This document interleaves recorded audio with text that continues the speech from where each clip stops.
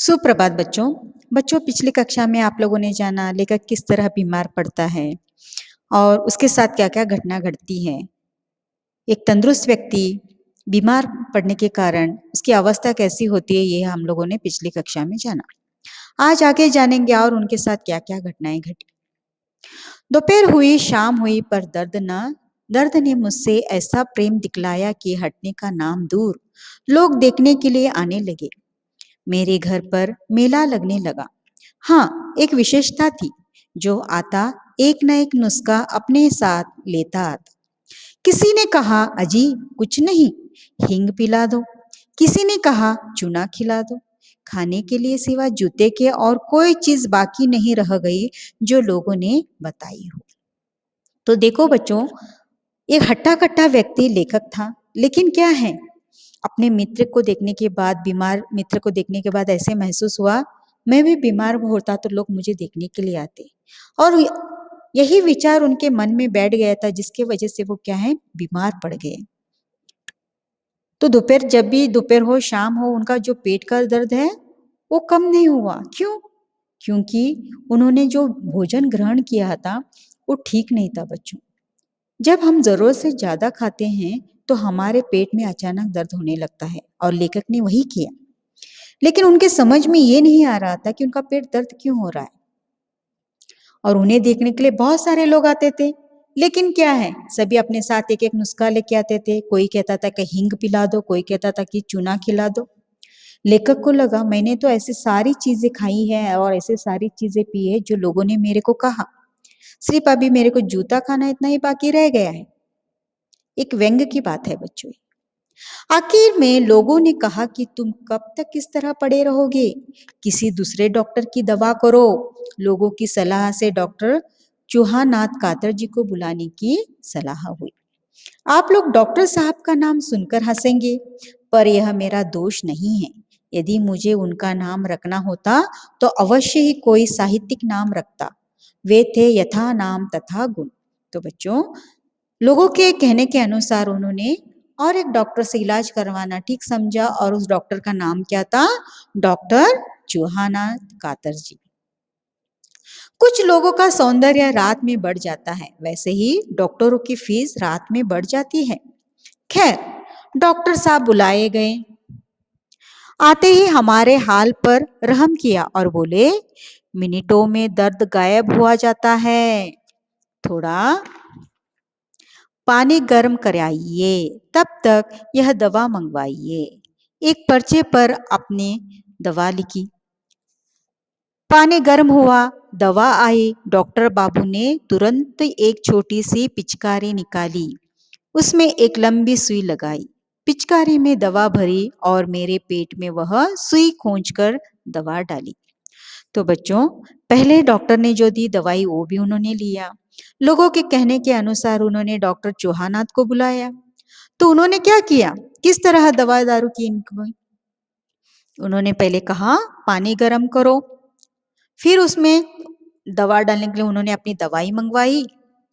गर्म हुआ पानी, फिर उन्हें दवा आने के बाद तुरंत क्या है, एक छोटी सी पिचकारी बनाई, यानी जो हम सिरिंज लगाते हैं, सुई लगाई जाती है ना हमें दवाई डाल के, तो उसमें उन्होंने डालकर उन्हें सुई चुभोई। कहाँ पे? पेट में। डॉक्टर साहब कुछ कहकर और मुझे सांत्वना देकर चले गए। बच्चों, सांत्वना, सांत्वना का अर्थ क्या है बच्चों? जानते हो? सांत्वना, आश्वासन। डॉक्टर हमेशा आश्वासन देते ना, कोई बात नहीं, आप ठीक हो जाओगे। उसी तरह डॉक्टर ने उन्हें सांत्वना देकर, इसके बाद उन्हें वो क्या आ गई, नींद आ गई और वे सो गए। मेरी नींद कब खुली कह नहीं सकता, पर दर्द में कमी हो चली थी और दूसरे दिन प्रातःकाल पीड़ा, रफू चक्कर हो गई थी। रफू चक्कर, रफू चक्कर यानी इसका अर्थ है गायब होना। यानी जैसे ही वो सो गए, दवा के वजह से उनका दर्द थोड़ा क्या है, कम हो गया, और वे, उनका जो दर्द था रफू चक्कर की तरह गायब हो गया।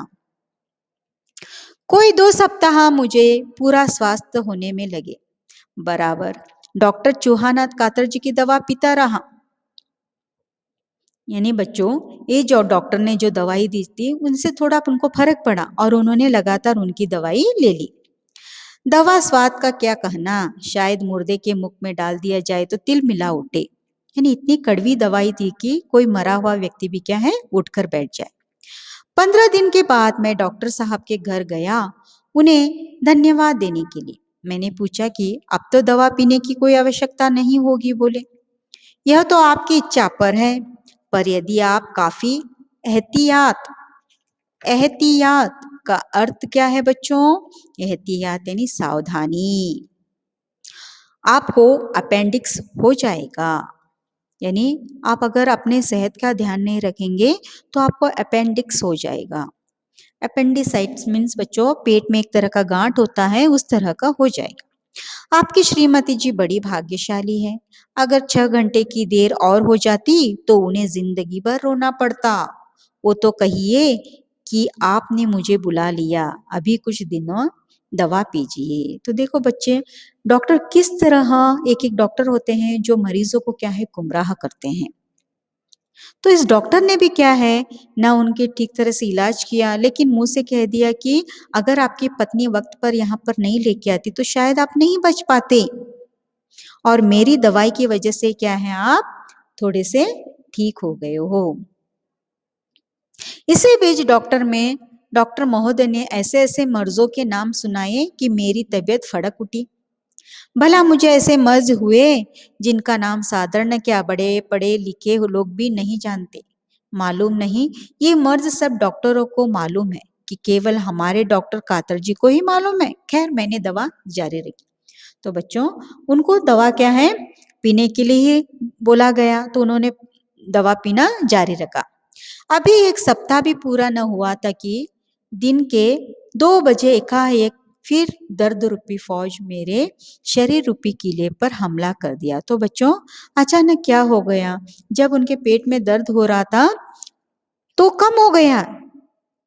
अभी उन्हें वो दवा पीना कड़वा लग रहा था, इसलिए उन्होंने शायद मेरी दवा वो कम कर देंगे या फिर मना कर देंगे, इसी आशा से वो कातर जी के पास गए।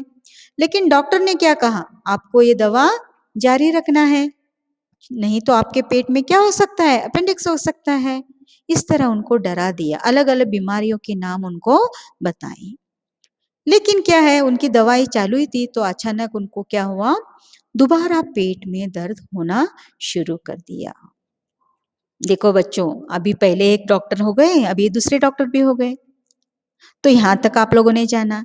अगली कक्षा में हम ऐसे और डॉक्टर के बारे में जानेंगे, वो किस तरह उनका इलाज करते हैं, और अंत में लेखक किस तरह इस बीमारी से बाहर पड़ते हैं, ये हम अगली कक्षा में जानेंगे। तो आज के लिए इतना ही बच्चों, धन्यवाद बच्चों।